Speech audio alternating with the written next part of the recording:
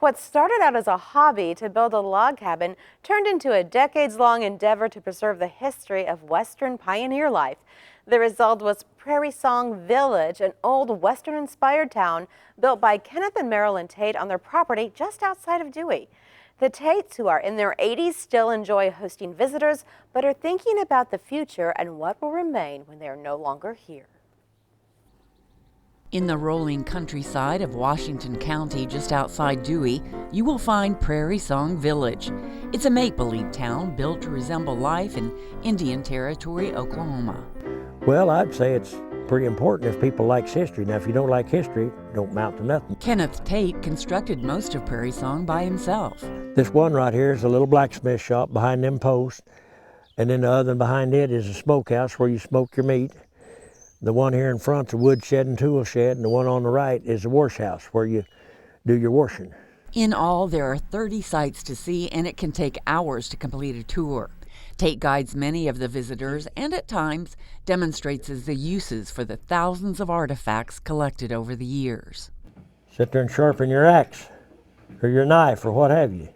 Prairie Song Village began its evolution 23 years ago when Tate bought this old log cabin from Silver Dollar City and had it erected on property homesteaded 122 years ago in 1894 by the grandfather of Tate's wife, Marilyn. Side saddle right here, that was my wife's grandmother's side saddle. Marilyn Tate helped her husband furnish all the sites with antiques.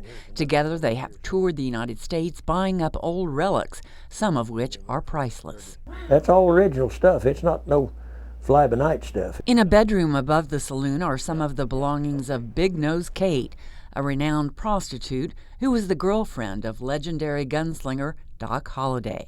Just like she'd have one of them right there. See that Derringer? If you give her any trouble, well, she'd get her money. While Big Nose Kate never resided in Oklahoma Territory, it was very much part of the Wild West where outlaws roamed and sometimes ruled. Gambling, prostitution, killings, everything. This old roulette wheel decided the fates of many cowboys and outlaws. The ground floor of the saloon today plays host to private parties where some lighthearted shenanigans are still allowed. That's my whiskey still in my condenser. Do you make any whiskey? Haven't yet. Times get any harder. It's really hard to take in everything one sees. The hardware store is full of unique items once common 100 years ago and built to last. Tate didn't stop at buying one of everything. He's got scads of similar items like wood-burning cook stoves. Stick the pie in there, close the oven. Over at the general store is everything a pioneer woman might need to keep house. See, when you come in here, here's beans and corn, all kind of stuff to get. There's your cash register there. There's your scales to weigh it. Here's more old lamps here. There's my skillet Griswold cast iron collection. I need a number 1 to have a full set. While visitors learn the historical significance of all the collections, Tate's personal reflections are also worthy of a page in history. But Ma, there was 7 of us kids, and to keep us out of her hair, she put it in a fruit jar, and we had to sit there and shake it till you got butter. And you had to step there. You didn't get up, because if you did, there's a hind end kicking took place, and you furnished the hind end. The old jail is full of items lawmen used to try to tame the West. While most of the collections have been obtained by Tate and his wife, visitors have also contributed articles. That gun belt there, John Wayne's supposed to wore that in the movie Rio Bravo. And there was a guy out here on a tour, and he was on that set, and he told me that's the only thing he had was Western. He said, I'll give it to you. That's a drag. They would drag in a creek or something, or a pond, try to find a dead body. And it's blacksmith made. It's like, holy mackerel, this guy is like just a walking encyclopedia. I mean, he really is. It's really impressive.